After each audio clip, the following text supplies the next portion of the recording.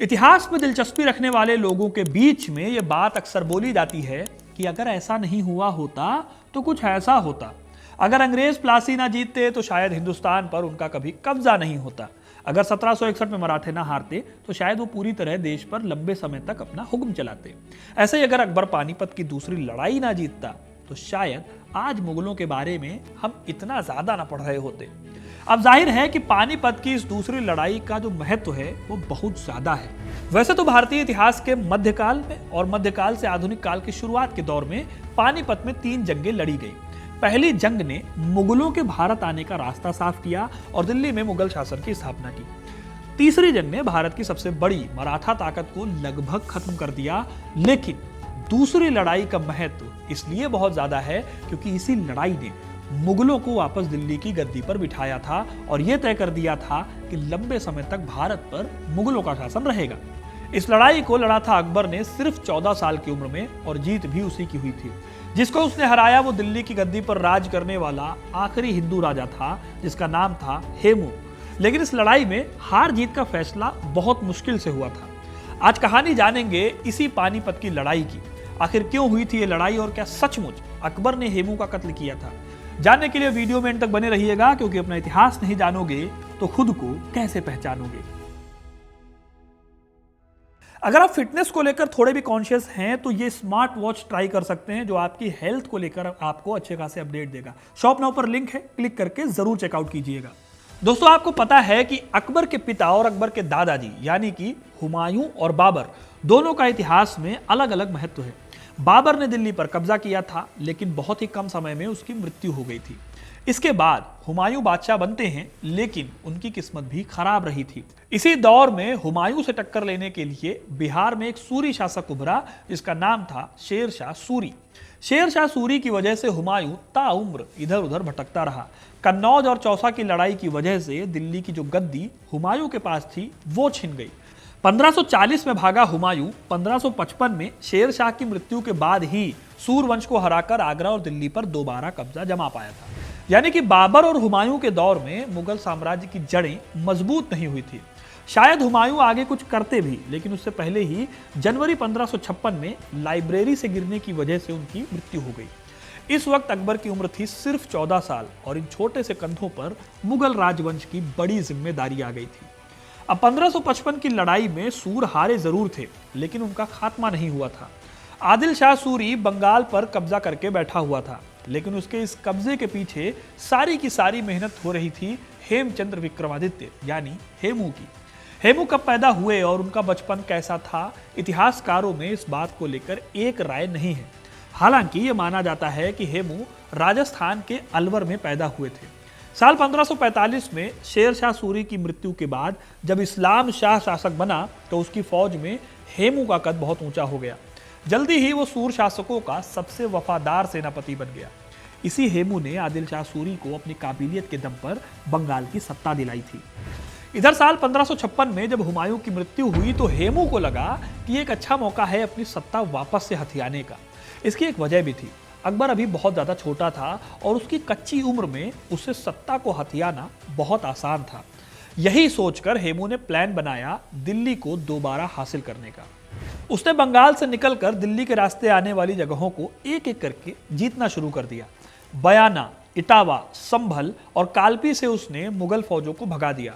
दिल्ली तक पहुंचने के लिए हेमू ने कुल 22 जंगें लड़ी लेकिन किसी भी जंग में मुगल फौज से उसको हार नहीं मिली, यानी वो हर जंग जीता।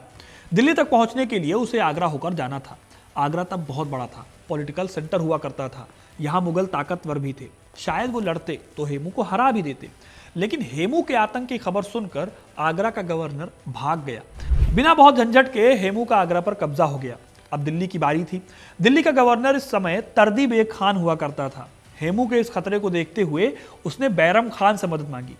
बैरम खान तब अकबर के संरक्षक हुआ करते थे। हुमायूं के बहुत खास बैरम खान अकबर की देखभाल करते हुए मुगलों के सारे फैसले लेते थे। अकबर भी उन्हें खान चाचा प्यार से कहकर बुलाते थे। बैरम खान को जब तरदी बेग खान की मदद की रिक्वेस्ट आई तो उन्होंने लाहौर में सिकंदर शाह सूरी के खतरे को देखते हुए एक्स्ट्रा टुकड़ियां भेजने से मना कर दिया। लेकिन बैरम खान का यह फैसला उल्टा पड़ गया। उन्हें यह फैसला काफी महंगा पड़ा। 7 अक्टूबर 1556 के दिन तुगलकाबाद में हेमू और तर्दी बेग खान का आमना सामना हुआ। इस लड़ाई में मुगलों की हार हुई और दिल्ली और आगरे पर हेमू का कब्जा हो गया। हेमू ने खुद को भारत का शासक घोषित कर खुद को विक्रमादित्य की उपाधि दी और हेमू का नाम हो गया हेमचंद्र विक्रमादित्य। इस वक्त अकबर जालंधर में था। बैरम खान उसकी जगह पर मुगल सेना की बागडोर संभाल रहे थे। दिल्ली पर कब्जे की खबर मिली तो बैरम खान ने अली कुली खान को 10,000 रिसाला फौज के साथ आगरे की तरफ भेजा।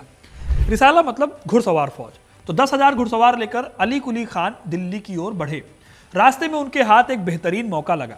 असल में हुआ ये कि जब वो दिल्ली की ओर बढ़ रहे थे तब एक अफगान फौज की टुकड़ी उनके सामने आ गई। ये फौज पानीपत में डेरा डालने के लिए हथियार लेकर आगे बढ़ रही थी।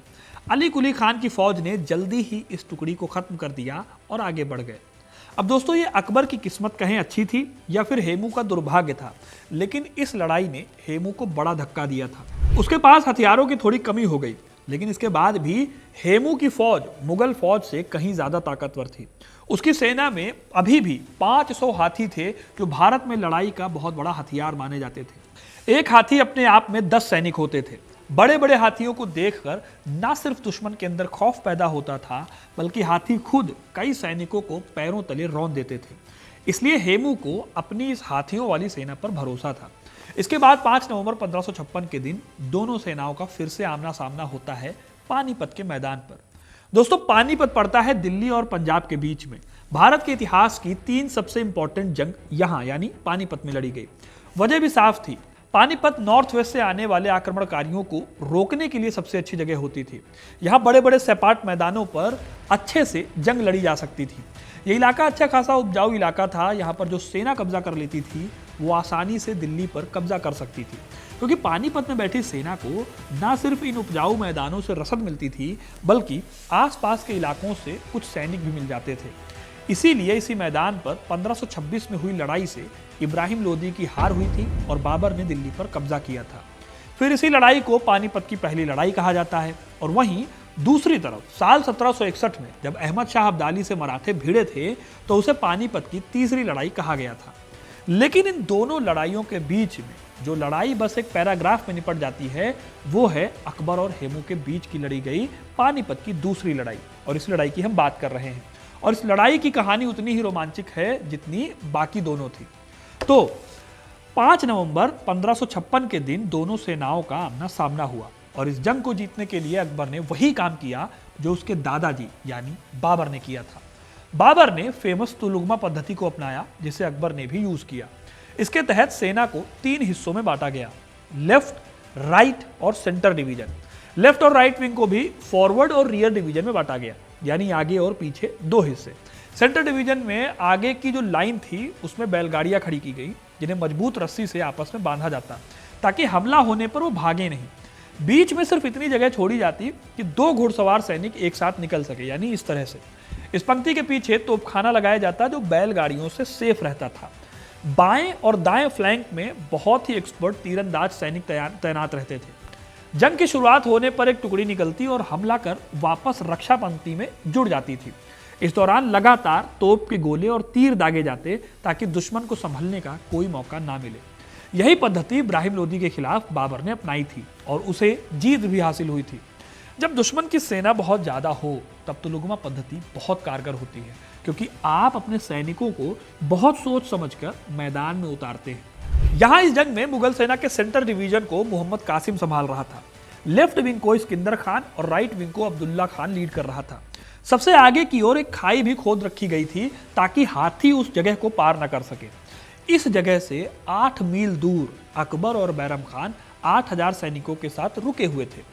यह एक रिजर्व फोर्स थी ताकि अगर जरूरत पड़े तो अचानक से अटैक किया जा सके वहां से। अब अगर देखा जाए तो हेमू की फौज को तो उनकी सेना का फॉर्मेशन तुलुगमा से बिल्कुल अलग था। सबसे आगे 500 हाथी थे। हेमू जिस हाथी पर सवार थे उसका नाम था हवाई। हेमू के हाथियों की सेना का काम था मुगल सेना के मजबूत फ्रंट को ताकत के बल पर तोड़ देना। हाथियों के पीछे 30,000 अफगान घुड़सवार तैनात थे। प्लान था कि एक बार मुगलों का मजबूत फ्रंट टूट गया तो घुड़सवार तेजी से हमला कर सकते थे। सबसे पीछे पैदल सेना होती थी जिसका काम था घुड़सवारों के मूवमेंट को कंसोलिडेट करना। फिर जब जंग का बिगुल बजा तो हेमू ने हाथियों को सामने की बजाय दाएं और दाएं फ्लैंक की तरफ दौड़ाया। अब मुगल सेना का सेंटर डिवीजन खाली पड़ चुका था। उधर मुगल तीरंदाजों ने पीछे हटने की बजाय सेंटर की तरफ मूव किया और हाथियों के पैरों पर निशाना लगाया। मुगल सेना के सेंटर डिवीजन के आगे खुदाई की गई थी। हाथियों के लिए इसे पार करना मुश्किल पड़ रहा था। इसी बीच तोप के गोलों की लगातार बरसात भी हो रही थी। हेमू को हाथियों के साथ पीछे हटना पड़ गया। हेमू की सेना को पीछे हटता देख मुगल घुड़सवार सेना ने हमला कर दिया। बस कुछ ही देर में पूरा मैदान लाशों के ढेर से पट गया। हर जगह बस धूल ही धूल थी और जंग में पिछड़ गया था हेमू। लेकिन फिर उन्होंने पूरा जोर लगाया और हेमू के हाथियों ने पूरी ताकत से फॉरवर्ड मार्च किया। इस बार हाथियों का हमला सेंटर डिवीजन पर हुआ। इस हमले ने मुगल सेना को तोड़ कर रख दिया। पूरी सेना में अफरा तफरी का माहौल था। बैरम खान के बाएं और दाएं फ्लैंक पहले ही टूट चुके थे। हेमू को अपनी जीत साफ दिख रही थी, लेकिन किस्मत उस दिन भी हेमू की ही खराब थी।